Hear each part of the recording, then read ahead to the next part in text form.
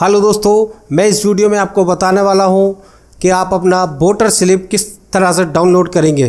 दोस्तों, हमारे देश में इलेक्शन चल रहा है और हर किसी को इलेक्शन में वोट देना चाहिए। अगर आपका नाम वोटर लिस्ट में है तो आपको ज़रूर वोट डालना चाहिए। आपको अपने देश की तरक्की के लिए वोट डालना चाहिए और हमें ये नहीं देखना चाहिए कि कैंडिडेट या पार्टी किसी धर्म विशेष की है। हमें उस व्यक्ति को या पार्टी को वोट देना चाहिए जो पार्टी सभी को साथ लेकर चलती हो, किसी धर्म या किसी नस्ल या जाति के खिलाफ बात ना करती हो।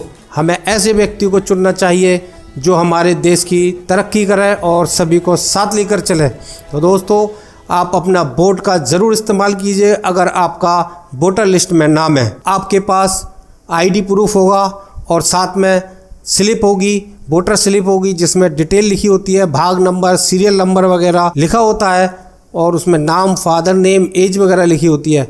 वो स्लिप चाहिए होती है और आईडी प्रूफ दोनों चाहिए होते हैं। अगर दोनों में से कोई भी एक आपके पास होगा तो आपको वोट नहीं डालने दिया जाएगा। तो आप पोलिंग में जाने से पहले ये चेक कर लें कि आपके पास स्लिप है या नहीं है। तो अगर आपके पास स्लिप नहीं है तो आप स्लिप को ले लीजिएगा।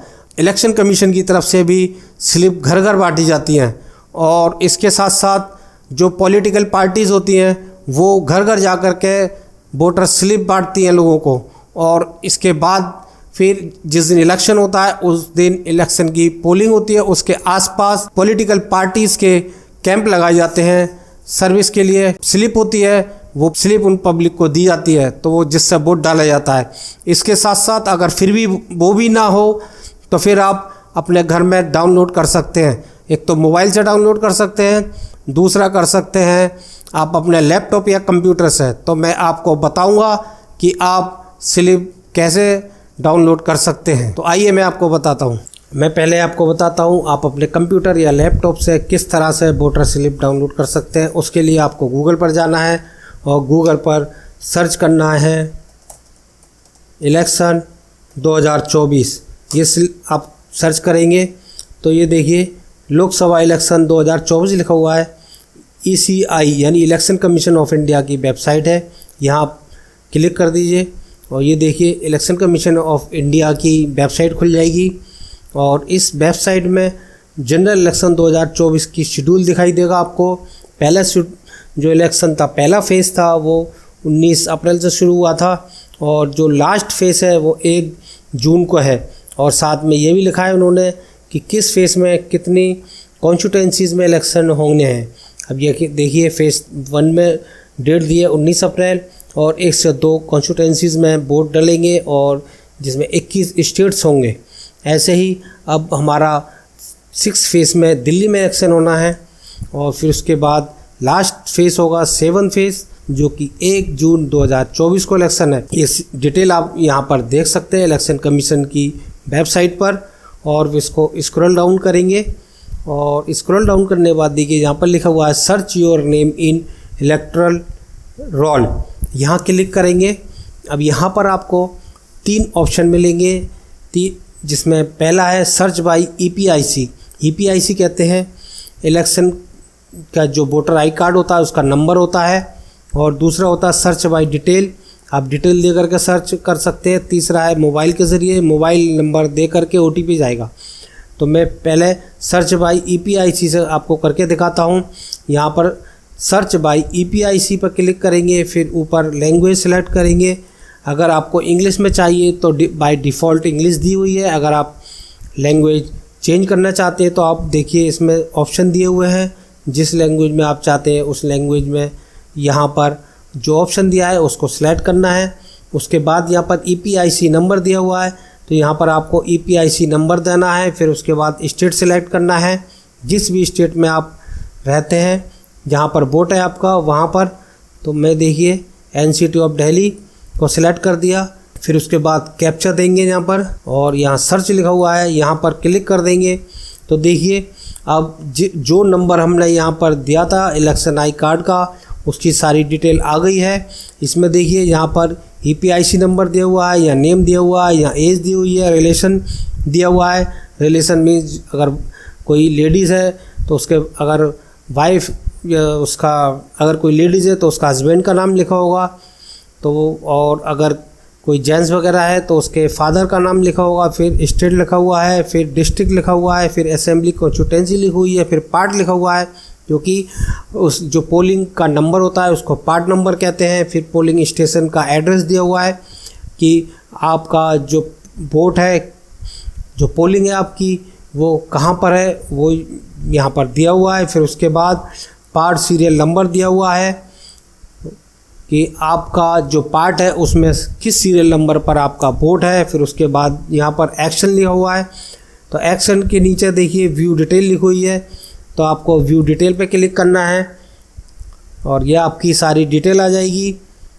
और इस डिटेल में सारी चीज़ें होंगी, आपका नाम होगा, आपके फादर या हस्बैंड का नेम होगा, आपकी डेट होगी और जेंडर होगा और इलेक्शन आई कार्ड नंबर होगा, फिर राज्य का नाम होगा और फिर संसदीय क्षेत्र लिखा होगा और फिर विधानसभा का एरिया लिखा होगा और एड्रेस लिखा हुआ है और इसमें जो पार्ट नंबर है, भाग नंबर है वो लिखा हुआ है और सीरियल नंबर लिखा हुआ है और किस दिन इलेक्शन है ये लिखा हुआ है।